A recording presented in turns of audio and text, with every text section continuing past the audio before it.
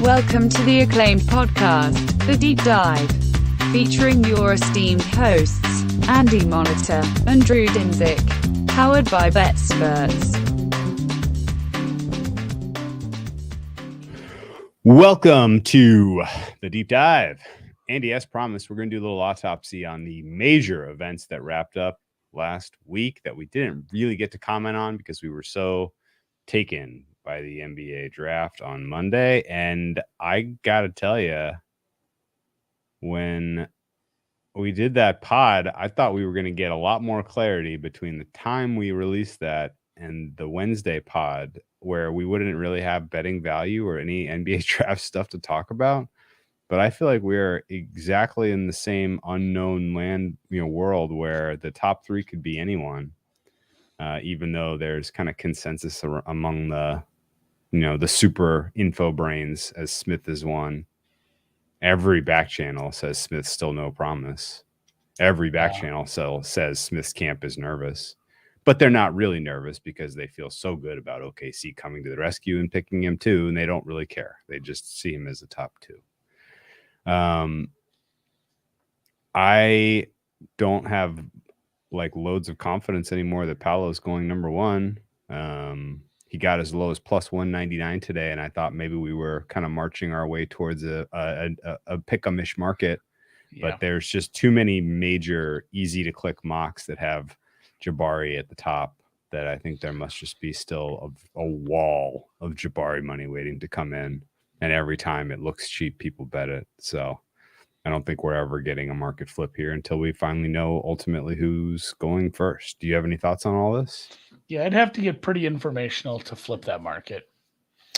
And then I guess, I think in the next 24 hours, we're going to find out a lot. Yeah, Wash Steam didn't help. Like when the big names put out mocks, like this is, if there isn't true actionable, like hard, concrete information in the back channels between the people who know agents, know front office people, know shit like that, then the mocks will drive the numbers, and all the mocks, say Jabari Smith Jr.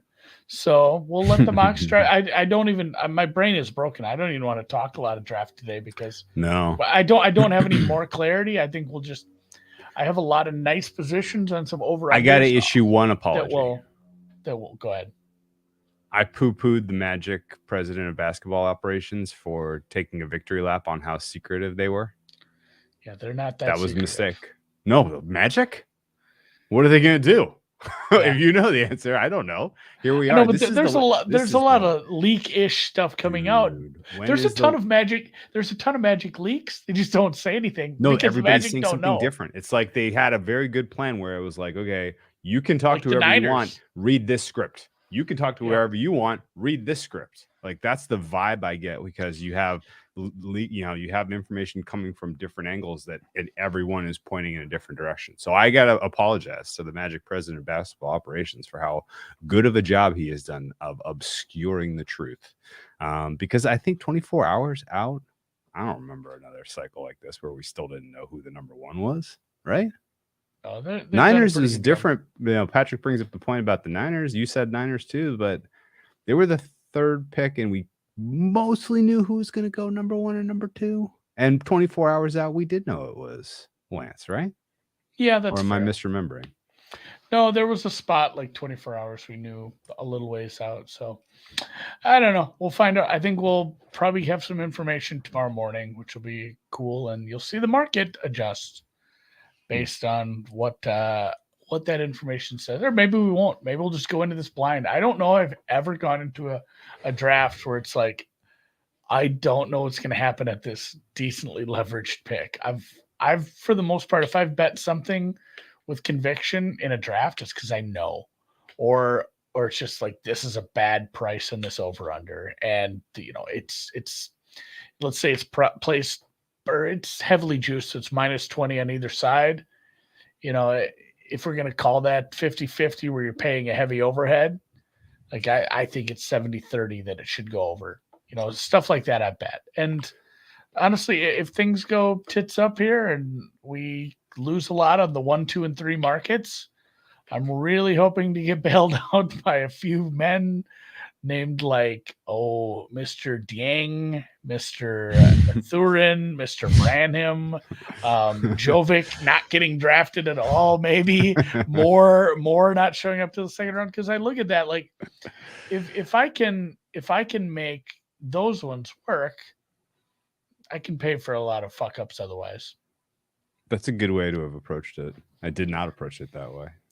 I mean, I need like a perfect night from them, because one or two of those goes wrong, and then you go 5 for 5 on those. Yeah, that's a lot of money. I just need someone three for 5 isn't much. Look, I just need someone who bet like $100,000 on Jabari Smith to be like, okay, I'm gonna cover a little bit of my stake here. I just give me like 10,000 on Paolo, right? Like that would make me sleep a little better tonight. But we're not there. Anyway, we're not there. So, what else you want to hit today? Let's talk a little about the NBA Finals first. Is that okay? Did we not? No, we didn't. Fuck them. No, I think I would like. I guess opinion. I talked to Noops a little. I would like your opinion, and I would like your, what kind of questions you had or how you felt like it was covered and perceived. But I did a decent amount of reflection on the finals in the moments after, and I guess on the positive side, I am more than happy to give the lion's share of the credit here to Steph's performance singularly. Not to sound bitter, but like ultimately end of the day, well, not sound bitter, but ultimately at the end of the day, the Warriors were a worthy contender. Like, I think if you stood back and looked at the people that could win a championship, the teams that could win a championship before the playoffs started, there were 2 in the West in Phoenix and Golden State, and there were 3 in the East in Miami, Boston, and Milwaukee. And ultimately, at the end of the day, I think Golden State had the least amount of miles on what was otherwise a really brutal season from a rest and fatigue standpoint. I think all of those other teams were ground to a tiny nub. And ultimately, even though I still will contend that on a neutral court, the Celtics were a better team in a neutral setting, they were a better team than the Warriors. It didn't matter, because when they had to raise their level and find those reserves and be able to, elevate their performance to the 84th, 95th percentile, the Warriors were able to do it and the Celtics were not. And I think, does this sound like sour grapes to you, or does that seem plausible? No, and I mean, also too, there's a weird one to evaluate as far as the finals go from a coaching standpoint. Because it goes back to, and I'll always lean on this one, where the Green Bay Packers had started the season like 4-0, and we had questions about them before the season started. And we're like, man, they played 4 kind of bad teams. Mm-hmm. So they could be good. And it's just, well, good teams beat bad teams, and we don't know if they're good. They haven't played a good team yet. Or mediocre teams beat bad teams 2/3 of the time, and they just ran hot, and they might be a mediocre team who just had an easy schedule. We have no answers for this until we get more data. And it's gotten to a weird spot with Steve Kerr for me too. Like, I've heard enough smart people say like, hey, he might not be that good of a coach. It might have been just, hey, you have a generational Hall of Fame talent who changed the way deep shots are taken, and then you pair it up with a few other guys and even some role players like Iggy, Looney, Zaza. Like, it just worked out. Like, you had the team that was going to win and create a small dynasty. Like, you might not pin that good of a scheme coach, adjustment coach, drawing it up and laying it out there coach. So like, I was really in my head about that. I don't know. Like, and again, we can talk about this all night with our guy. I almost called him Mark Few. Does he look like Mark Few? I guess kind of. Like, just generic white guy. But Steve Kerr, I'm gonna mix them up. It doesn't really look like him. They don't look alike at all. I don't know why we talk Gonzaga because we've been talking chat, but so I ran into that. Like, we have that a lot where we know, like, hey, this is a good coach, this is a bad coach, this is a bad coach in the playoffs. I'm kind of still undecided on Steve Kerr. Like he has a lot of championships now, especially if you want to count ones as a player. That guy's got a closet full of rings, but that and then correct me if I'm wrong, you had a rookie head coach on the other bench. Or was it his second year? Rookie, yeah. So I don't know. That's kind of a weird dynamic to play with once you get to the finals, because the finals are a different kind of beast. And I guess nothing surprised me. I have no idea what I do. This is where you do too much media, and I don't do nearly as much as you. I don't know what show I said it on or when I said it, but I said Warriors in 6 just to piss you off. I specifically remember saying it like, now Warriors in 6. I bet the Celtics. I did bet the Celtics. Okay. So I wasn't pleased with the end of the the results there. But again, even 6-7 games is not a big sample. You end up with a couple games where just you have. It's almost like when we talked about golf today, when we said, hey, this course is going to play soft and it's going to be scoreable. When a course is hard, the cream will often rise to the top. And we saw that with the U.S. Open last week. And we'll get to the U.S. Open. We saw great players on the top of the leaderboard. You end up with one of these birdie fests. It doesn't matter if Rory and Scotty and JT's out, I know, but all these guys show up. You end up with weird leaderboards. Because when the course is just highly scoreable, it leads to chaos. It leads to variance, deviance, high volatility. And I think the same can be said about a team who shoots a lot of threes and can at times do it. Is it hyperbole to say better than anyone?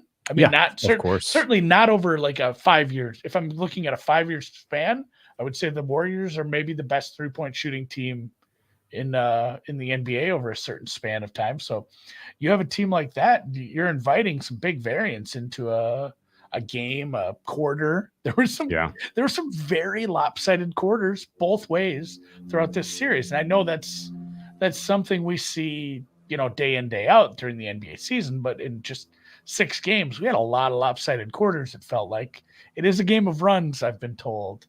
But I don't know. Does that jive at all with you? Like, is there a high level of variance with a team like that? And it worked out that way. Yeah. No, and also they're good. Like it's not like it's a shitty variance team. It was a good team. They were a top 3 or 4 team in the West, and they ran hot and then they shot the ball good. Like the Celtics probably should have closed out one more game, but things like that happen all the time. I will say that the Warriors have a lot of plan B. They don't rely entirely on the variance like the way that the old Rockets did, Yeah, going 0 for 27. Yeah. That's a whole different kind of animal. Yeah. And I think realistically the Warriors are, I think realistically, like the Steph legacy talk, as obnoxious as it is to listen to if you're not a Steph Curry fan, is correct. Like he is clearly in the top tier all time. And he clearly, in my opinion, ushered in a style of basketball that changed the game broadly.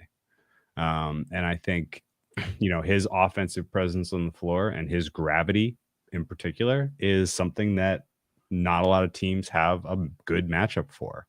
And like the series, if you were a Celtics backer in that series and they're up 2-1 and they're up in game 4 at halftime, like the entire universe who was watching that series and watching the playoffs, all commenting the same things. Like, holy crap, Draymond Green and Klay Thompson are having a washed off. And And like no one is here to help Curry. Like he just can't get any help. Like this is crazy. And he came out at halftime and put on one of the most impressive performances in the second half of that game 4. Which swung the series from certain loss to very, very high probability much higher probability of winning for them. And they carried that energy into an impressive game 5 where the Celtics just completely ran out of gas. And, I think I'm mad at myself for sure, because so many of my bets that I made over the balance of the season were based on sort of fatigue and, imbalance of fatigue and blah, blah, blah. And ultimately, like that, I thought was the key difference in that series. The margins were pretty narrow between those two, They were kind of, they were drawing relatively equally. The matchup advantages did not exist across the board for the Celtics, like I thought. And I think ultimately the number of bullets that the Celtics fired down the stretch in the playoffs in particular hurt them. Meanwhile, the fact that the Warriors gave all three of their most important players huge chunks of the season to rest and recuperate was a huge factor positively for them. And on top of the fact that their path through the playoffs was way easier in terms of, how much they expended. So they were lucky. They're lucky the Timberwolves had some bad fourth quarters. You keep saying that was a bad matchup, but boy, those crowds were good. We had a lot of heart. Yeah, there was the guy in the homemade Pat Beverly jersey. I'll never forget that guy. I mean, you're right about path though, and that wasn't. We always knew it was going to be a grind for whoever came out of the East. Yeah, we said that when we were looking at the playoffs. But yeah, it was a interesting result. Definitely solidifies a legacy, a dynasty for sure that we'll remember. Maybe not at the level of like 90s Bulls or Christ. Who's the best? Like the 90s Bulls were wild, but like it's probably not even the best dynasty. Like the Celtics back in the day. Oh yeah, that was kind of a stupid run.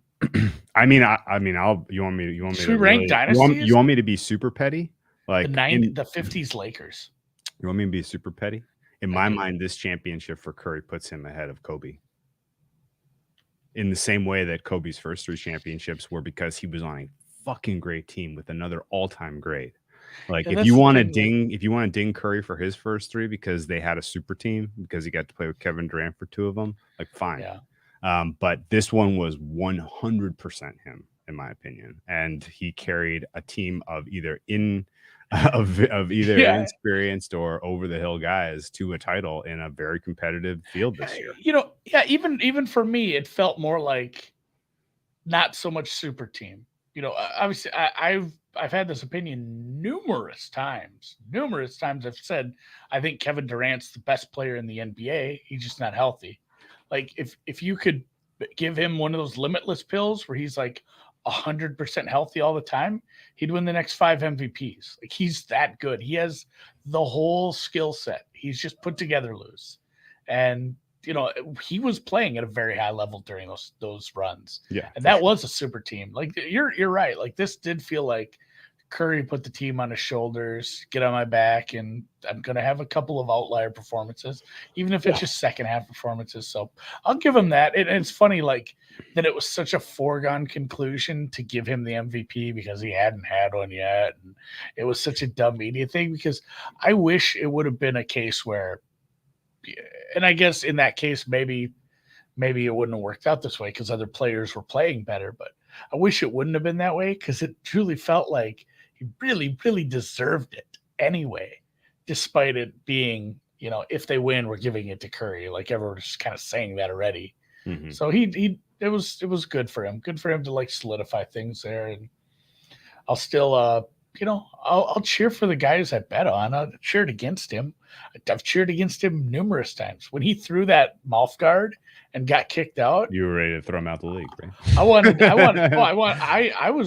I was texting people like, can he get suspended for another game? He hit a fan. Yeah, that doesn't seem right. Yeah, like can we get him gone for the year? Like I wanted him out for the year.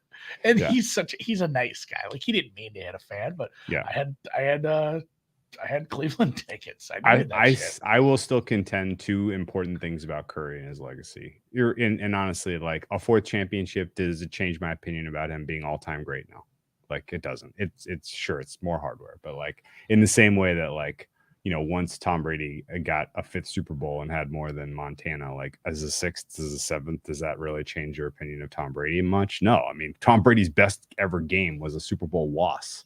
Ironically, I would still say that, Curry is his legacy to me, at least, is defined by number 1, his introduction of a style of basketball that changed the NBA, his ability to make shots from not just 3-point line, but from even deeper and open up, kind of ushering in more spread offense was huge for number 1, fan engagement and just quality of quality of the broad, of sitting down and watching an NBA game. Frankly, it made watching the game more fun when the guy's lighting it up like NBA Jam and every freaking three's going in from 40 feet. You're like, you can't help but get excited. And I think realistically that was good for the game of basketball. I think he's been hugely good for the game of basketball and the overall just people who care about it and watch it and dedicate time to it, and obviously helps the betting handle because people are more interested in that. So that was a good goal. I've seen some Twitter people say that they might overturn that. So it's 1-0 Tampa, like a minute in. I had Tampa Bay to score first, -119. Only bet on the game. There you go. Are they going to hold it up? I think that's they're going to. Yeah, no, they held it. It's good that the clock's still moving. So I have a over 5.5 games that could. I bet I really doubt they'll pay me early, but I'll know it's sitting there. I'll know. Yeah. Well, what if they don't finish the series? What if? What if one of these teams concedes? Or there's a intercontinental ballistic missile that hits one of these arenas. Yeah, it could happen. Anything. There's a non-zero chance of a lot of stuff. So both Tampa and Colorado strategic sites for that sort of thing. Are you trying to be sarcastic there? Have you not seen Red Dawn? That was in Colorado. Well, Colorado probably does have some strategic sites, but it's very hard to reach intercontinentally. Tampa's easier to reach, but I don't know that it's a high value target. They did it in Red Dawn. Wolverines. Okay, well, whatever the case is, I can put to bed the Curry stuff. There was a pretty violent reaction on Tatum and his lack of being the great player we all expected him to be, which I found to be ridiculous. Personally, I think he showed an enormous amount of growth in his game over this past season. And if you look at basically any of the key metrics, he's on the freaking Kevin Durant arc, for fuck's sake. He is going to be an absolutely great player for the Celtics for as long as he is healthy. And I think Celtics are 100% going to have to be in the mix for next year, just on the basis of his, superstardom and first team all NBA potential. All that said, next season is still wide open. There is going to be a reset in terms of fatigue because this was a normal year, and now we get a normal summer league, and there's no Olympics in international basketball. And it's been a while. I think it's going to help the product ultimately. But I think a lot of teams are. I think the disparity between teams is pretty narrow. This is going to be a very competitive season coming up. I do not have strong leans in terms of who has value right now. Somebody brought up the Pelicans. The Pelicans played amazingly well down the stretch. They were a bet-on team for the entire last month of the season, played their way into the playoffs, and scared the shit out of the Suns in round one. Pelicans absolutely have to keep a very close eye on what they do this offseason and the health and status of Zion as we get closer to the tip-off, because the Pelicans are nasty. Grizzlies should take a step forward. That's a young team that's kind of all in the mold of the Warriors, frankly, in terms of where they are in their progression compared to where the Warriors were when they first burst on the scene and made the playoffs. So Memphis is going to be for real. And then a bunch of teams are going to step back for even more. You remember when the NBA season started, who the favorite for the title was? It was something stupid, right? Like the Lakers. Yeah, I feel like I feel like it was. I didn't think they were favored. Were they really? I thought they were top 2 or 3. Yeah, I mean, maybe by the time we got to tip, it was co-favorite with the Nets, but with the questions swirling about Kyrie Irving playing at home, it was the Lakers. How many? Favorite, that's what I remember. So let's say co-favorites with the Nets. How many? And Joff, I must have called him Jeff. Joff says Nets Lakers. How many playoff games combined did the Nets and Lakers win this season? Did they get swept? The Nets get swept? The Nets won a play-in game. Are you counting that? That does not count with betting. They got swept. So they won 0. I almost went. The co-favorites won 0 playoff games. Yeah, that's something. That is amazing. It really is. And now your co-favorites are still in total chaos, total disarray. The Lakers have a Russell Westbrook problem. The Nets have a Kyrie Irving problem. Our guy connected to agents says Kyrie Irving is going to LA. Really? Yeah, didn't you see that? How can they how are they going to make things worse here? I don't know. This is bad. I don't know. The Lakers have like 5 guys under contract after Kendrick Nunn opted in this year. I don't know how they're going to get Kyrie or who they're trading. That'll be fun. That'll be fun for them. We're reuniting the band. Kevin Love is next. Is LeBron under one of those contracts where he can just like leave then? I think he's orchestrating this. That would be my guess, because that's basically a puppet GM there. So somehow he's getting worse as a bad GM. Well, if he can move Russell Westbrook, I'm going to give him a pat on the back there, I guess. That would be good. That would be a good move. But yeah, they hired Darvin Ham, the guy that broke the backboard at Texas A&M, as their coach. Remember that? First ever backboard break I ever saw. And it was something. It was in March Madness, right? Like Sweet 16. I believe so. It's cool. I like a good backboard break because it just stops the game. And then they get to talk about it. The poor guys have to talk about it for like 10 minutes. Yeah, I love it. So then, Lakers, Clippers are going to be interesting next year. What do you make of that? Kawhi Leonard is going to be back. Paul George elevated his level of play. That they have a coach in Ty Lue who can coach the hell out of a team of underachievers. Yeah, you kind of get a feel for who's coming back. Well, Kawhi's coming back. Kawhi was out of the game last year. Yep, like he's going to be fascinating. That's going to be fascinating. And then, I mean, presumably Milwaukee's going to be even, they're going to be even better as Giannis continues his ascension to the best player in the NBA. Presumably Nikola Jokic, our 2-time MVP, is going to have more help. Presumably Luka Doncic is not going to come into the season fat. Presumably Trae Young may continue to get even better offensively in the mold of a Steph Curry. So there are a lot of really, really positive things to look for in 2022 and beyond. My enthusiasm for the Suns, though, man, is gone. It's setting. My Suns fandom is setting to a degree. Very concerned about how that team's going to be able to do what they did in 2020, 21, 22. Dame and the Trailblazers. Holt asks, Dame's going to stay and Dame's going to play, and they're going to put some pieces around him. But if that's a playoff team, I'll be damned. That's still a very, very play-in team. Yeah, I was going to say with the level of how bad a few teams will be, like they could pull a 9 seed just based on if he's healthy.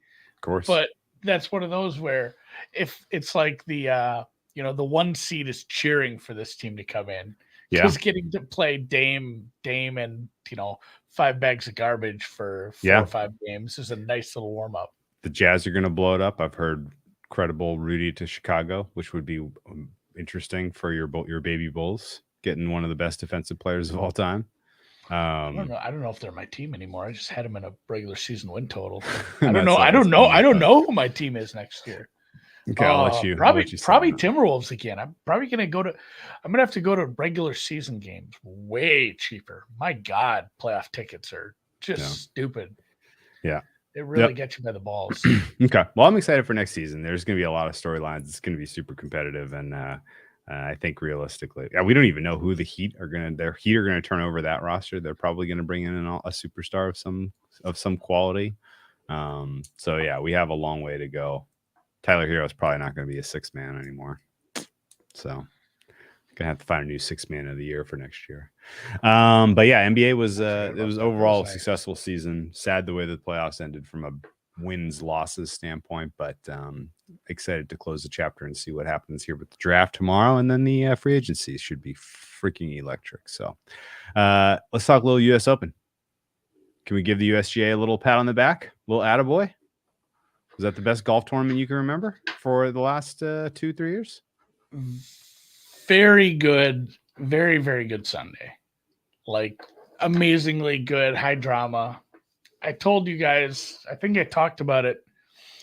I said during the I don't remember what show I was on. Again, I never do remember, but I said when my guy Noonan, what's that? You have to start writing stuff down. Yeah, I know. Like here's where I had this hot take.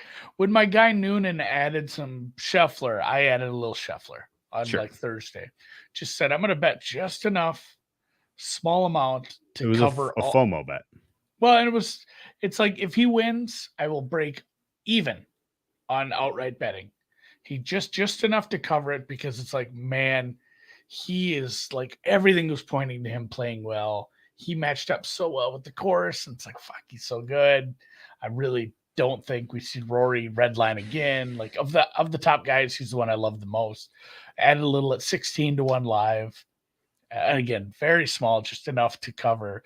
So when I had those three guys, I had outrights. And I mean, there really were only three guys that could win the tournament once Rahm fell off. It was Sal Fitzpatrick, who I had pre-tournament, and then Scotty. And it felt bad cheering against Scotty because, like, I didn't want him to win. I didn't have him in my, I didn't have him in the Discord for the guys who follow along with the golf stuff. I didn't bet him at a decent sum. I wanted the guys who made me a chunk of money. And so I was very happy I was happy with the results. It was out of the three, Fitzpatrick was the longest odds. That said, I cheered for Willie to make that putt. Yeah, they were close. It was like 32 and 34. So I'm like, I would, what's a few $100 between friends if you can get Willie Z to finally break through. Like, I really, really, really wanted him to win. Of course. And it sucked to like cheer against money, but boy, I really wanted to see him take it. And he had some crazy putts. He putts above expectation in majors. So God bless his heart. He tried. He got another each way. I guess the each way cashed, and it was good golf though. The tournament was good. The course was great. Obviously, the results were good for me. I don't know if I've ever had one where, I've hit outrights, but it's like, the other outrights drug me down. I paid for like 9 of them this week, and my matchups lost like 2 units. So it was like, it was a good week, not great. Mm-hmm. But this week was legitimately one of those where you remember it because it was 14 and 6 on matchups. Nice. And then the outright 34-1. Like, that's where you just watch all the accounts just rolling up all weekend. It's just so fun. Like nothing Let's is better. Do the numbers. Nothing is better than winning. And I talked about this on the golf show too. I don't even know how to get some of that money. I want my bet. You know where I bet Fitzpatrick? If you don't know where to get it, where did you get it? Where did you bet it? Circa. Oh yeah. So like when I hit it outright, it's usually like, all right, I don't bet daily here. I'm gonna take this. I'm gonna take like, 3/4 of this, take it Bitcoin and move it to like low vig or bookmaker or one of the ones I'm always betting at constantly, just to have that, or just take it out. Turn it into Bitcoin or take it out and spend it on something. But yeah, I have to, somebody have help go me. To, like, yeah, like there's no kiosks in Iowa. It's mobile only. So I think bank transfer. Yeah, I don't know if they write me a check or I'm going to Vegas in September. I think I might know. Just transfer from an account to an account. Do they do that? I don't know. Well, no. So like circa, right? Maybe I don't think that, I don't know if that's true either. Like, so if I have a bunch of money in my Circa Iowa account, can I take that to Las Vegas and get the money from a counter there? I don't know. We're going to find out. If not, I guess I'll just have to, whatever. We'll just keep pumping outrights through that account until it either is too much where I have to figure it out or it's all gone again. So give it all back. Sounds good. Yeah, we know the right people to ask about how you figure that out. I was going to say, some people like, oh, thanks for all the good content, you guys. It's always nice for you to help some of us beginners. As I'm sitting here being like, I have no idea how to get money. I've never won it outright. That's why I say like DraftKings. Oh, DraftKings limits people. They don't limit Andy. All I do is drive down there and bet 3 outrights and win none of them. Like, I've never hit an outright down there. It's just me. They're like, oh, this guy's got a problem gambler, but he's being very selective.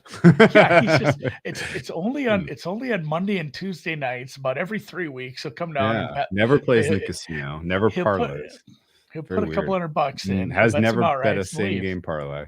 Yeah, I have used it. This is a very unusual. Can't profile this guy. Or it looks like he had a layover in Detroit. He live bet a bunch of soccer. That would I have used the account in other states, but yeah, the best way to keep an account open is to only bet golf outrights in it, because they gotta love me at this. A lot of L's at this point. So. Speaking of outrights, who does Paige like this week? Davis Riley. Okay, that's a hot pick. I think she liked Scotty again. There's one other one, maybe Keegan. I'm gonna have to go look. Yeah, go text her. Yeah, let me know what she. Yeah, I'm gonna go. If she's got. Yeah, go text her and tell me what her latest. To be fair, so like she puts an article out on BetSports Golf that we help with. Sure, yeah. You know, she doesn't have the time to write all that, so we help put it together for her. So I do DM her, and you know, people were giving me shit about she had Fitzpatrick. Like, oh, did you guys just give that to her? And I don't want to, especially somebody famous-ish like that, or she is famous, somebody like that. I don't want to like screenshot our DMs and send it out. But the U.S. Open, the first DM between Paige and I for the U.S. Open was her recommending Fitzpatrick to me. She brought it up before I did. So you could go the other way and say Paige Sporanic gave me the winner. Yeah, which to be fair, like my numbers were. I give you credit for not bailing at that point, right? My numbers, you stayed the path, you stayed the course. Your number I think I'd already bet him. Oh, okay. Like it was a case where she's like, I'm like, well, yeah, I love Fitzpatrick this week, and I think maybe she had Zalatoris too. Her article said that after the third round, her 3 outrights were the top 3 on the board. She had Zal, Fitz, and Rahm, and then the next person down was Keegan Bradley, top 30, and he was in 4th. Like her card did pretty well. It was wild how well some people did with this one. So it was a great course. It was a great event. Thank you to the USGA. And the British Open is thoughts on the USGA live players play. Thoughts on the USGA nuking the live players with the way they managed the course on Friday? No, I don't know. They did it a couple days. Like I was actually displeased with how they managed the course. Okay, like letting all that watering happen at weird times. And some of it just felt like that some people got a pretty unfair advantage. Not just anti-live, the afternoon wave on Friday. Well, yeah, no, the AM PM wave had a big advantage, and I know sometimes it can't be avoided because of weather. I never want to see a Thursday, Friday wave have a massive advantage over the other one based on course manicuring or watering or course management. Like if they're using the water or the sub air or the pin locations wouldn't be a case that's pretty static for the 18 holes. It'd be fucked up if they moved them mid round. But I don't like seeing that sort of thing. I get that the weather can sometimes do it, and we have no control over that sort of thing. So I was a little miffed at that. Other than that, I thought they ran a really nice tournament. I'm super excited for St. Andrews. Yeah, what are your early thoughts on that? It's been played there a few times, some pretty famous ones. So it's exciting this is the part of the year where you're going to start seeing some early articles on it. This is the information gathering point where it's like, all right, what changes did we make? Because you say, well, they don't change it. Yeah, they change everything. Augusta's 13th hole, Azalea, is completely ripped up right now. It is, you look at a sky shot, it's dirt, just red dirt. You can't even see the hole. So, I mean, every one of these courses, they're constantly making changes to keep up these, the technology, the skills that these players have to make it good golf, challenging golf, make sure the course can defend itself. So it'll be interesting to see what kind of changes they've made. I know it probably a little lighter compared to what we saw at like Southern Hills made some massive changes. That was a whole thing, but so they're going to let the live golfers golf. They are. And so 0 for 2, Jay, for getting a different governing. 0 for 3 if you want to count DP. So far the USGA, the RNA, and the DP Tour has said, you can ban them. So we're pretty close to the official world golf rankings accepting low points. Okay. I believe so. So is the Portland event this week? No. Okay, because I was going to say, talk about something that has zero buzz. Like I have heard and seen nothing about that. Let me ask you. They have kind of announced the field. Like, let me ask you. I love the name of the course. What I don't need to know. Yeah, I'll figure all that out next. Pumpkin Ridge. Pumpkin Ridge sounds like I love an that Oregon name. course, frankly. Yeah, it's next week though. What little trivia for you? Who has the best aggregate score at the last 2 combined opens at St. Andrews? There's a clear number 1 with a bullet.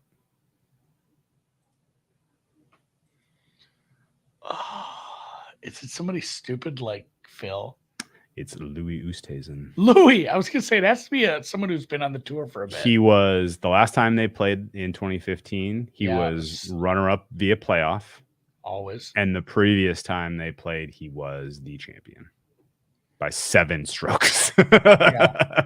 He nuked this course in 2010. He's in such bad form this year. Yeah, and he's living it up. So that was why I was curious about the live players. But yeah, so bet on the Stingers, I guess, for the Open and the team. Seen the team comp. Do you remember who won the last time? Who beat Usti in the playoff? There was a third player in the playoff too, by the way. 2015. I can't remember. It was ZJ. Oh, it was that one? Yeah, we've stricken that one. We've stricken that from history. ZJ shot a 15 under. Amazingly. ZJ was 15 under, tied with. I like it. You almost said negative 15. I think that's how we should. We should say. You should get to say that. Yeah, negative 15. And he tied with Oosthuizen and, you want one more guess? Another big-time name, but who's never won a major. It's like Pools? Somebody dumb? Dan asked, what's a ZJ? If you have to ask, you can't afford it. If you have to, that's right. If you have to ask, you can't afford it. That's right. This guy tied for 2nd in the Open once, tied for 4th the Masters, top 12, top 14 in the U.S. Open PGA Championship. Ricky? Mark Leishman. Mark Leishman. I was going to say Mark Immelman. Yeah, this was Mark Leishman's best ever finish, was tied 2nd I would never have guessed him. At St. Andrews. He's getting a lot of love this week. I might add him to my player pool. Oh, yeah, Leishman? Yeah. Oh, cool. So timing-wise, they do... this is the Travelers this week? 3M next week? No, that's going to be like that's the end in of the July. Summer? Yeah, I think that's actually after the Open. So it should be maybe the John Deere next week. Boy, it gets really it's Travelers, John Deere, and then Scotland / Barbasol, which Barbasol, again, it's a terrible tournament, but cashed out right there last year. Don't care. And then the Open. So like there's that double week where if you suck, the Barbasol is same as Scottish. No, if you're not going to the US or to the Open, you go play the Barbasol. Because why would you? Then you don't have to fly to Scotland. There'll probably be some, I guess. I don't know. I can't say for sure. Like if you're playing the Open, you probably go play the Scottish Open first, because then you're already over there. You don't have to fly the week before the Open. So like it's what they do with this every year. There's like that dividing line where the good players who've qualified for the Open go play in Scotland. The bad ones play in Kentucky. Or is that where Barbasol is? Is that Keen Trace? I'll take your word for it. And then following the 3M the Open, the British Open, and it's kind of like people call it like the double, like the duplex of opens, the British Open and the 3M Open. They're kind of like a double major, like back-to-back majors is what a lot of people go with. So the 3M will be played right there at the end of July. I'm going to go up for that. That's my favorite event that I've been to because it's the only one. Dude, St. Andrews has some unbelievable champions in years past. It's gorgeous too. Yeah. And then you get nasty. Then it gets Rocket, Wyndham, Northern Trust. Ooh. Northern Trust is the start of the playoffs, which, yeah, it's the playoffs and it's all the best players. I hate the format. The playoffs, tennis and golf have the worst playoffs because tennis doesn't really have one. And golf just at least tennis didn't try to shoehorn a playoff in. Like you have the tour finals or whatever. No, like stuff no one cares about. Yeah. Like there's at least the majors, the players, memorial, waste management, match play. I'm trying to think of like things that people care about from a fan's Ryder Cup for sure. Yeah. More than the playoff, even though there's so much money and no one gives a shit. They don't get to keep that money. No. Here's some more trivia for you about the Open in St. Andrews. You ready? Mm-hmm. Most common course to host the Open. You want to guess how many times they've hosted? 21. 29 times hosting. Do you want to guess the first year they hosted? 1883. Oh my God, so close. 1873. The 13th Open, won by Scotsman Tom Kidd. By one stroke. Senior, junior. Doesn't say. Doesn't say. The fourth, actually. Weirdly. Other past champions, you go backwards before Usti. You had Tiger Woods winning his second Open in 2005 over Colin Montgomery. Prior to that, Tiger Woods won his first Open over Thomas Bjorn and Ernie Els by 8 strokes. That's got to be a tie for the biggest margin of victory ever at the Open. Tiger Woods in 2000. Before that, John Daly won at St. Andrews in 1995. This is why people wonder why they get to see John Daly golf, because the guy in 1995 he won the Open. He has like lifetime exemptions to a couple tournaments. Like he's an Open champion. Yeah. He beat Constantino Rocca in a playoff wildly in good 1995. In the early 90s. Yeah, I mean he was very good. People look at him and it's like he's just a degen gambler who smokes too much and drinks Slurpees. Question from Eric Crawford: do you think Zalatoris has mad upside, or could he just be the Ricky Fowler of the 2020s, 4 top 5s in 2014? I would really doubt we see him fall to the level of Ricky Fowler. I don't know what has made Ricky so bad. He's just terrible off the tee. I think he just took the money, took the hey, I'm just a Puma guy. I'm having fun. I'm going to marry a crazy person, not concentrate on golf. I think Zalatoris is a little more focused in on his he's game. married a crazy person? Oh, yeah. Oh, okay. All right. They've had some problems. The golf better of note in our chat that is swinging large volume told us 2 years ago. It's like the Zalatoris kid is unbelievable. He's gonna get top 20 week in, week out and never win a tournament. Do you remember when he said that? Yeah. I've never forgotten that. And then sure as shit, like this super is weird. So he characterized him to a T, and Zalatoris by far the best major championship player this season to date. He is ranked 12th in the world. You know how hard it is to be ranked 12th in the world with no wins. No wins ever. None. Yeah. Not even like a. He got a Corn Ferry, didn't he?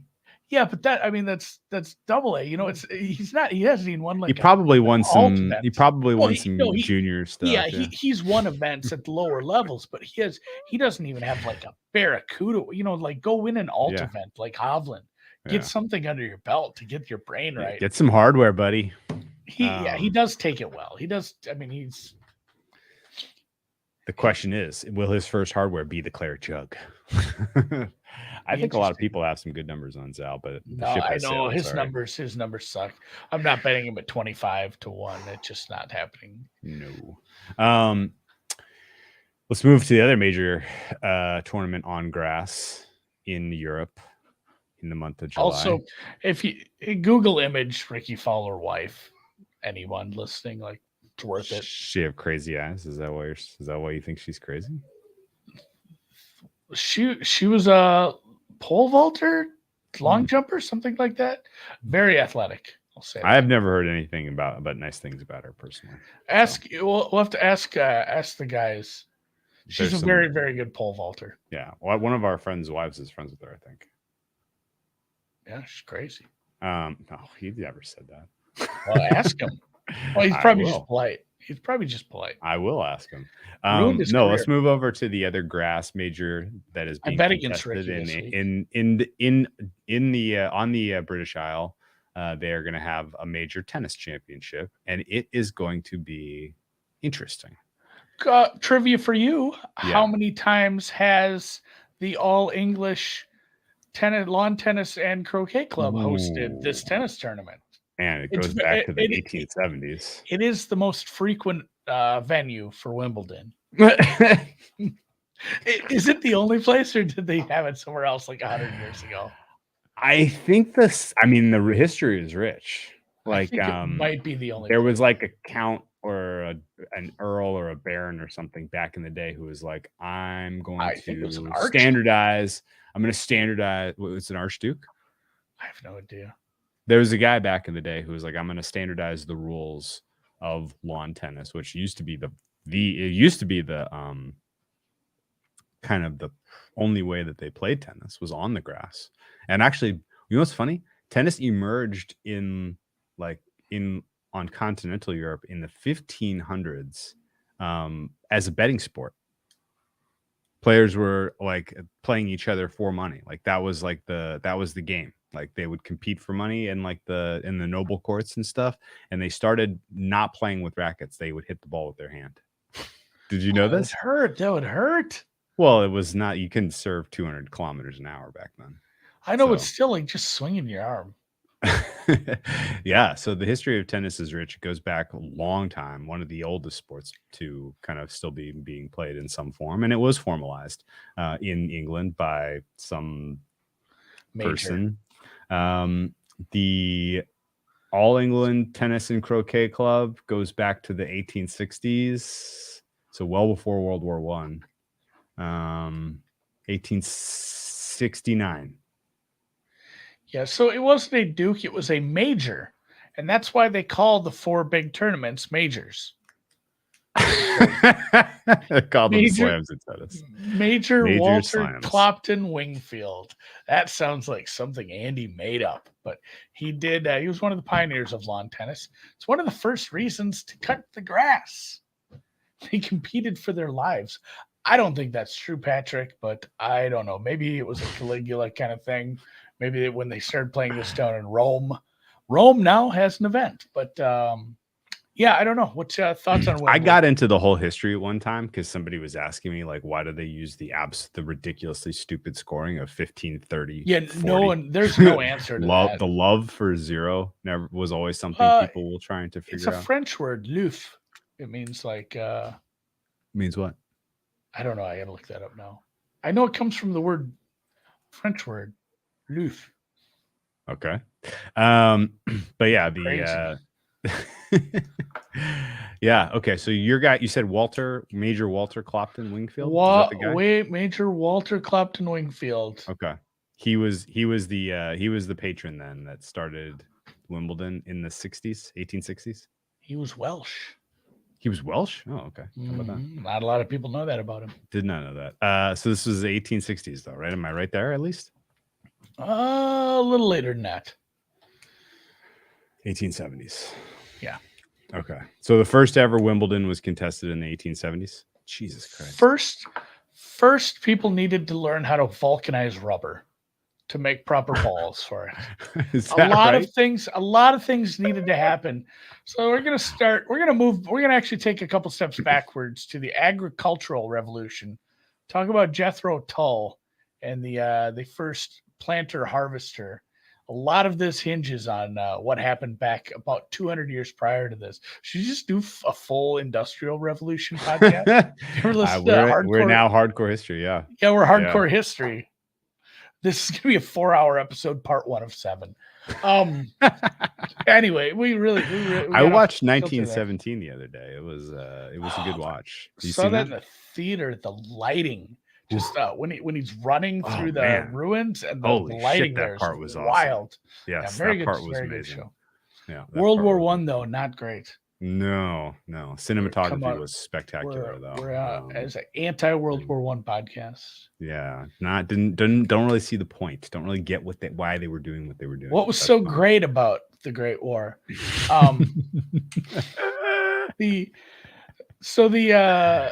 Anyway, they're going to play Wimbledon again this year. Yeah. Although, can you explain? All right, I'm going to explain ranking points. So we call it a slam. You get a shitload of points here. What is it, 2,000 or split between all the number players? Usually. It's a big number. There's 128 players on the men's and women's side. You can get a lot of points. There's 2,000 points. At a 1,000, which is the next step down, there's 1,000 points that get split up. So it's a 500, a 500, a 250, and so on. Below that, there's a few points at the challenger level you can gather. And you need to, geez, that's a good Jethro Tull joke. You need to, for your ranking, you have your points, and then you keep those points until you play the same event next year, and you have to defend those points. You have to at least reach the same point in the tournament you did last year to keep those points. So there's always talk of defending your points.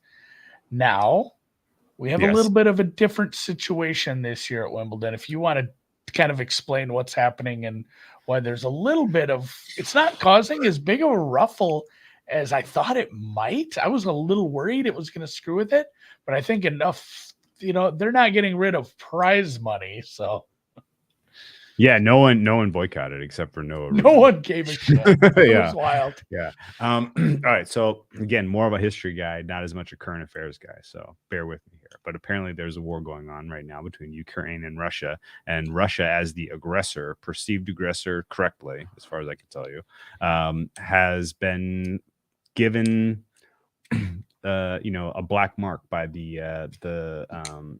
by the developed world, including England, who is angry at Russia for their conduct. And for whatever reason, Wimbledon as an organization has decided to take out their displeasure with the Russians, as well as the Belarusians, their strategic allies, has said we are banning all Russian and Belarusian players from this competition. And at first that was applauded by many who were like, this might make a meaningful difference. But then people realized this isn't going to mean shit. The world, war is being fought for many different reasons. And this is not Victoria Azarenka's ranking points that week aren't going to stop the war. No, not at all. And in fact, many of the Russian tennis players disavowed their country, including Rublev, and I'm sure other guys. Medvedev was put on the spot, and I don't think gave a great answer. But they were, what the hell are they? Fucking tennis players. They're traveling the world. They play one event, maybe two a year in Russia. Yeah, there's St. Petersburg. That's it. Yeah. And so it was a weird scene to take this pretty aggressive action towards these players who don't really have much to do with anything. And the ATP Tour and WTA as well, I believe, made kind of a it was a conjoined effort. Yeah, conjoined effort. We're stripping Wimbledon of its ability to award points to our tour, and I think this was retroactive. So last year's Wimbledon points were taken to zero, and this year's points will not be awarded. And so basically anyone whose ranking and whose status on tour depended on their success at Wimbledon gets inadvertently screwed by this. And so everybody just kind of gets screwed. The players who play well on grass get screwed because they don't get points. The players who, hail from Russia and Belarus can't compete, so they can't get money. It had the chance of making an asterisk Wimbledon here, but ultimately I think it's still going to be a really competitive field, and I'm excited to watch it. This is my favorite tennis tournament all year, and it's not close. What do you think? The funny part is like stripping last year's points. That could have been disastrous for somebody, but the two people, it's like Novak. It's not gonna be like, oh, he lost a bunch of points. He's ranked 4th. People are gonna be like, oh, he's bad now. We should pull his spot. We should pull his sponsorships. Have you guys seen this? Like, there's a board meeting over at whatever Uniqlo or who's his clothing? Nike, Lacoste, man. Jesus Christ. So Uniqlo is fun. I liked it when Roger wore Uniqlo, but they're not. Yeah, Nike. I was more of a Uniqlo guy. Lacoste is not going to say, "Oh, he's 4th. Let's pull the." It's not going to matter. And the other winner was Ashley Barty, who really doesn't give a shit about her ranking this year because she's retired. So it is maybe, I don't know, the doubles players or some of the people that made it far further than they should have. That stinks. But although in general it's a mess, I'm probably done talking about it. It's dumb. I don't think anything. I mean, it does affect the field a little bit. There are some players that they're able to. It's similar to Ricky Fowler, where like, hey, you can enter this even though you're not good enough because you were hurt or something. So like Eugenie Bouchard. It's Barty almost. Dominic Thiem isn't going to enter. Osaka is just maybe done playing tennis. Boris or so. There's a few names that aren't going to enter. It's not just like some boycott. Don't let the media make it out to be like, oh, they're boycotting it. Like Genie's like, I'd love to play, but I'm not going to waste one of my limited entries that I have on like this exemption on a tournament that gives no points. That doesn't help my ranking at all. So I get it. Mateo and Chapo, that's true. Sign collectibles, like guys who a little further down who could have used a shitload of points. That would have been nice to this is ranking. It had the chance to screw things up because it could have made Mateo a landmine in a weird part of the draw, but he ended up as the 8th seed anyway. I don't think they're, if they put Mateo and Novak Djokovic in the same quarter, then that it kind of sets exactly the same stage that we had at the French Open, basically, where the winner of that quarter is your champion. Matteo Berrettini is playing incredibly well right now. It is impossible to understate how sharp, how in form his serve is, and he hasn't played the most difficult competition in his 2 titles so far in grass season, but boy did he make those look easy at times. And ultimately, he's your Stuttgart. You saw Berrettini won Stuttgart and Queens, by the way, great tournament. Still has one of my favorite things, which is what? The most comically large trophy that you will ever see in your life. It's better. Is awesome. It's awesome. Better than even the Acapulco trophy, which is it's so good. The big silver pair. Yeah. The big pair. Yeah. No. So it definitely does hurt Mateo. It hurts him not just for this tournament, but tournaments going forward. But he's playing well enough that I think he is rightfully a contender for this title this year if he gets the right draw. And by right draw, I mean if he's on the opposite side of the draw from Djokovic, that's probably your final. Like there are not many men in the field who I think have a realistic shot to win here. Djokovic is so far the most experienced and most talented on grass. It is not close. I mean, I feel Djokovic Wimbledon about the same way as I felt Iga French, and that's the way it's priced. So there's not really a bet to be made, I guess. Yeah. Except that you could never get Djokovic 4 or 5 to 1 because he was always expected to be the best here, always known to be the best here. Fundamentally, the rest of the guys in the top 8 seeded players here, I'll just go down real quick. Because they came out with they did come out with the seeding. We don't yet know where these guys are going to be slotted until we see the draw on Friday. I think put you on tilt talking about betting a guy to not drop a set. Much tougher for a man to do it than a woman. because it's best of 5. Best of 5, yeah. Okay, so Djokovic is your 1 seed. Nadal is your 2 seed. Don't buy into any Nadal enthusiasm. if he does well here on grass, it will be fluky. And I know I have said that for Nadal doing well at a lot of times in the year 2022, and all he has done is win both slams so far. So I sound like a fucking idiot.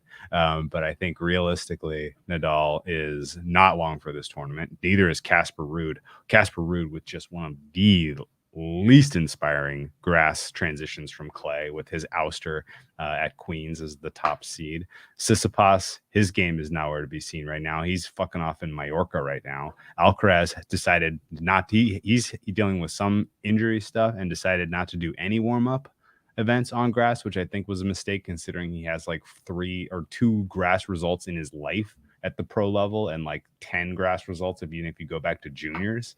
So he is going to have a tough transition, and I don't love his game for grass because so much of it relies on the drop shot, and it's pretty easy to mitigate a drop shot if you're able to master grass and have any serve and volley ability.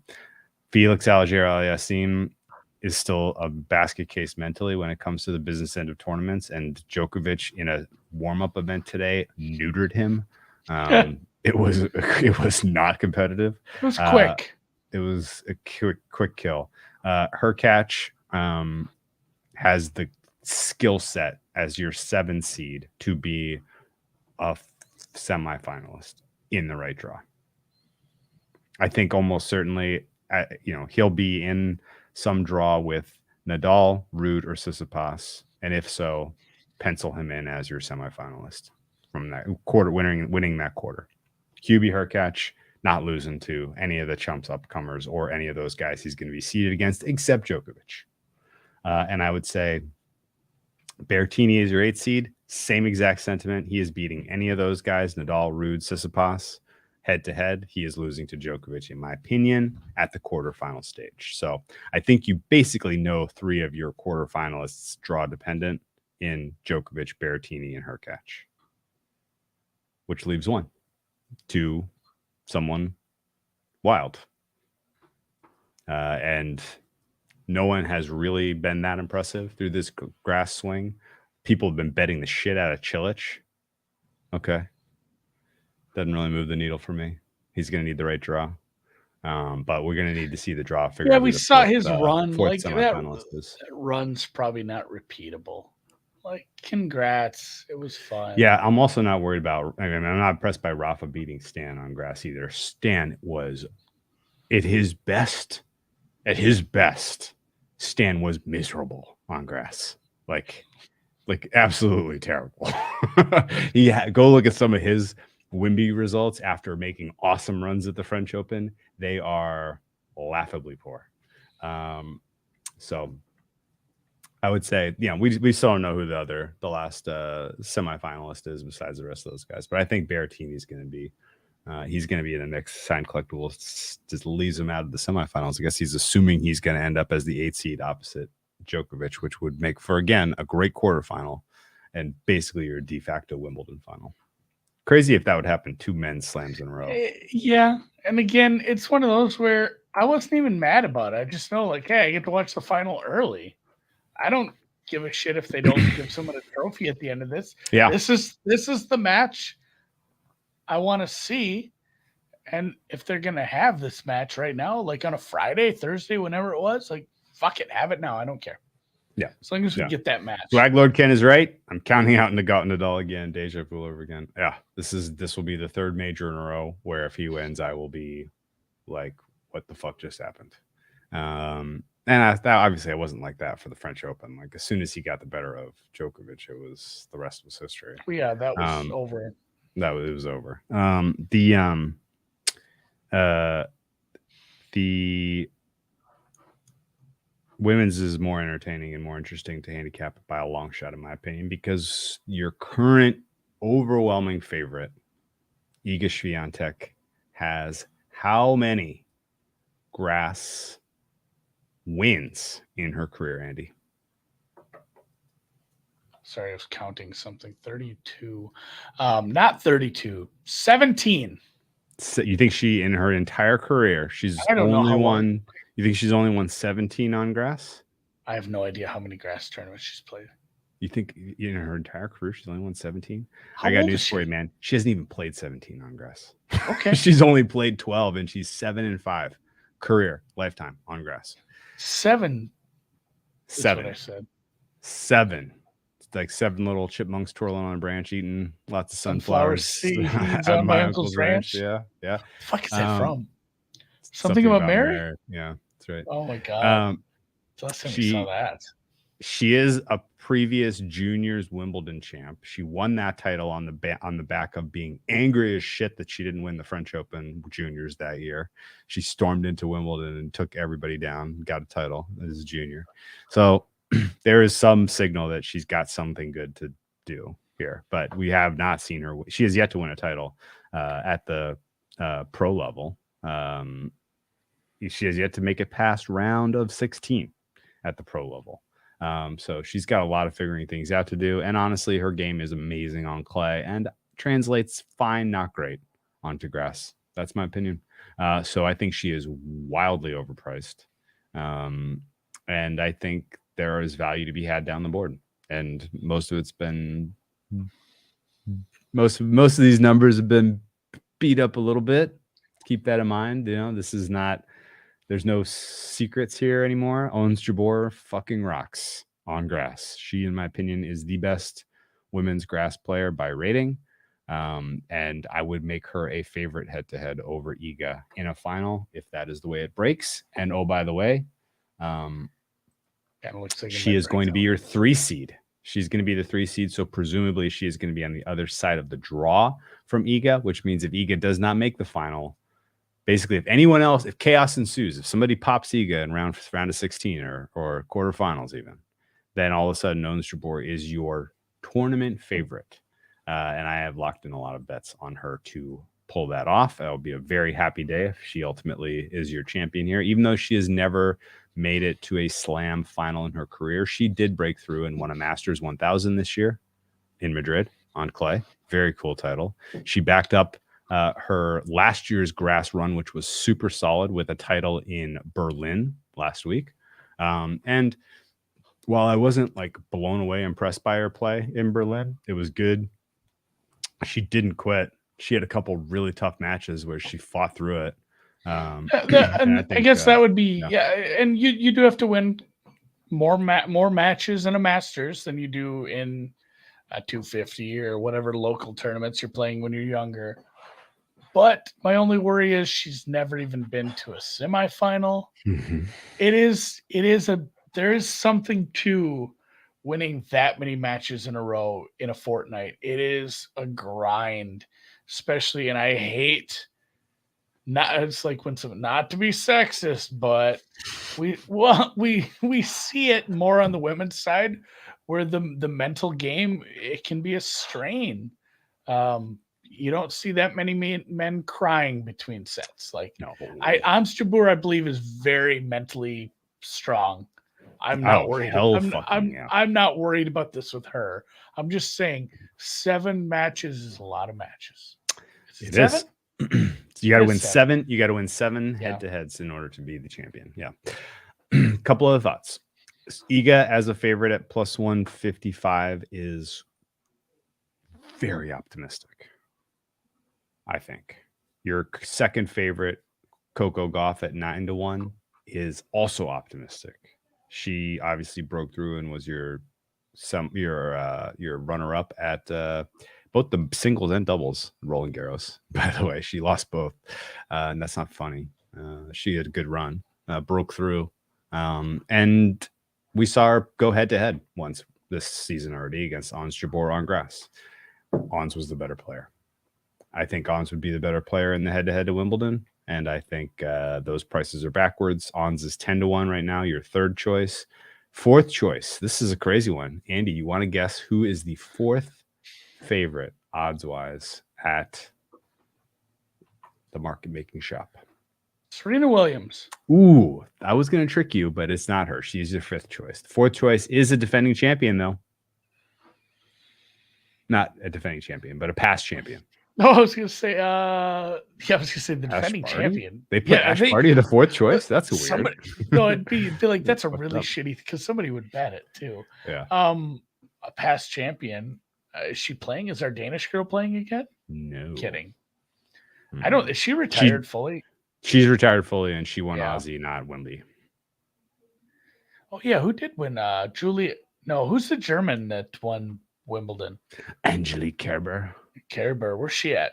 6? She's worth a bet. Yeah. She's worth a bet. I will get to her in a second. She's down the board and she's worth the bet. We're talking about Simona Halep is your fourth choice right now, plus 1350. If you've seen Simona Halep play a good match this season, send me the tape. Seriously.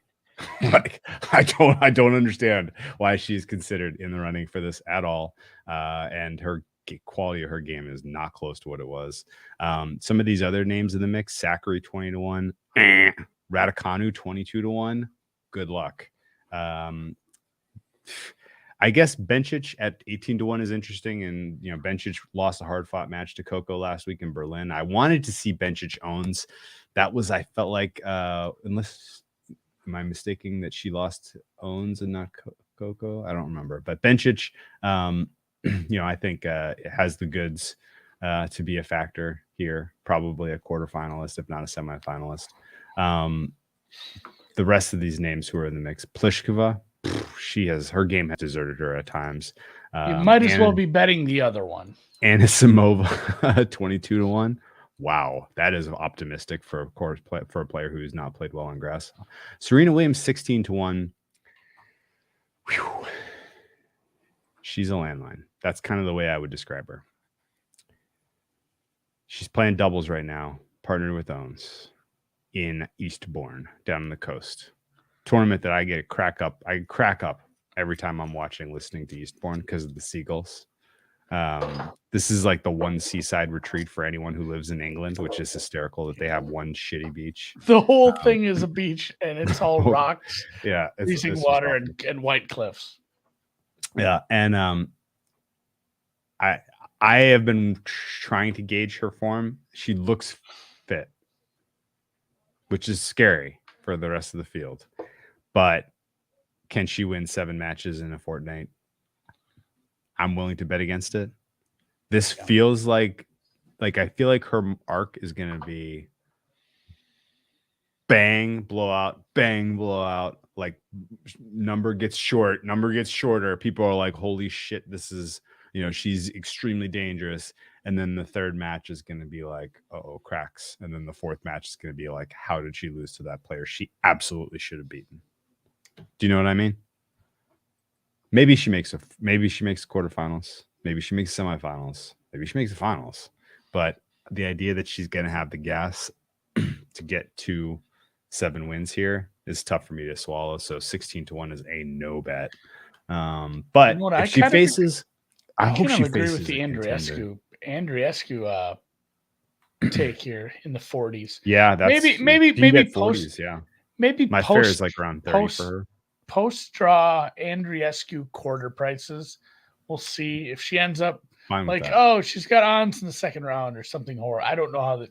Again, I could be talking out of my ass because of the seeding, and you just can't end up in that spot. But yeah, and Serena is the kind of player who hopefully runs into. Let's find the dream matchup. Serena runs into Goff, Simona Halep, Iga in round 2. Now we're talking. We're betting Serena at a dog price in those head-to-heads, and it's going to be fun, right? And then I am pulling eject the minute that she pulling gets the ripcord. Week 2. Yeah, she's a week 2. Pencil her in for week 2. She's going to beat whoever is good in her way on the way there. Hopefully it's not Ons, who is her friend, who is paired with doubles, and hopefully the tennis gods don't put her in the same quarter. But maybe they do. Whatever the case is, Serena probably going to week 2, and at that point gets bounced. Angelique Kerber, she looks great.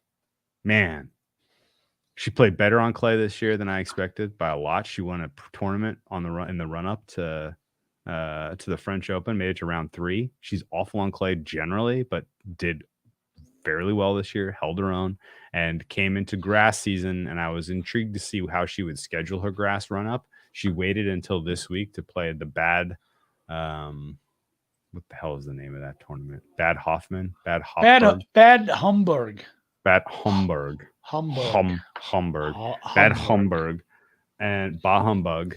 And she's going to win this tournament. And she's going to win without dropping a set because she looks fucking great. She knows how to play on grass. She's got the experience and the chops, and she looks like she's in great shape right now, not carrying any injuries whatsoever. Her path to the Bad Homburg final, Alizé Cornet, Caroline Garcia. I love the name Alizé too. And then probably Andreescu or Anisimova. Like, she's going to beat all three of those women. Her 17-1 is going to be in the 12-1 range. She'll be your third choice, I think, after Ons. Well, she'll be your fourth choice after Ons and Coco before that next tier. After she takes this title this week. So let's go Kerber. I think she was worth a bet at 25. I think she's still worth a bet if you can find anything in the 20 range.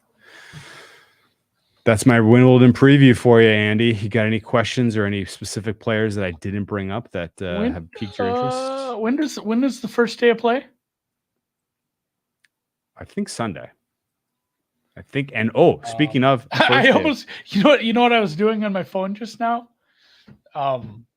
Alex had me bet Halep Danzig under 18.5, like on the show. He's like, hey, this starts in like now. He's like, bet this now. And then I forgot all about it. Like I bet it during the show. And I just forgot that the match happened because I had a meeting right after and then I got busy. So I had to go check. And then I couldn't remember if it was an over or an under because it landed in like 15 games. Yeah, Halep. Yeah, it was a trucking. So we had we did have. I guess there's the tape I got to go watch it for. We had the under. Yeah, well, it's Zidansek. Zidansek, a clay player. So yeah, we had the under 18.5. So okay. 1-0 in tennis today, motherfucker. Rocket Man Haddad Maia is the third favorite of your book. That's wild. I've seen her in the 22 range, and she has 2 grass titles, and she is making a name for herself this season. She's been hot like fire right now. She's hot like fire anyway. Yeah, Haddad Maia is shooting up the rankings. You want to know? Let me see where I have her among active women clay ranking right now. Bet you she's top 5 for me. No, she's 8. I have her 8th. I have her after Ons, Iga, Kerber, Goff, Halep, Bencic, and before Pliskova. Haddad Maia, though, is the biggest riser of this cycle by a lot. 2 titles back to back. One of them was a gift, but yeah, pretty freaking cool. I make correction and retractions because I believe Slime Collectibles knows more about this than I do. Wimbledon starts Monday. But you know what they're doing this year, Andy? And I need your opinion, and we'll end the show here. They took away the middle Sunday of rest. You know how Wimbledon used to play Monday through Saturday, day off, and then they had Super Monday where all of the round 4 matches were contested on the Monday of the week 2. That's not the format this year. You got an opinion on whether that's I guess I don't. I don't. Manic really Monday is no longer. It's going to be spread out now between 2 days. Good, bad, no opinion. Yeah, I'm fine with it. I like Manic Monday. I liked it too, but I'm not like mad. Like they can have it. We'll get over it. All right, 1-1 Avalanche Lightning. We're got a long way to go here. Who scored for the Avalanche?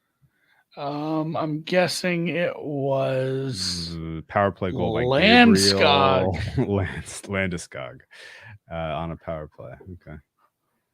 We're cheering for Kale Maker Conn Smythe. If you didn't hear that story, I'll tell you off the air.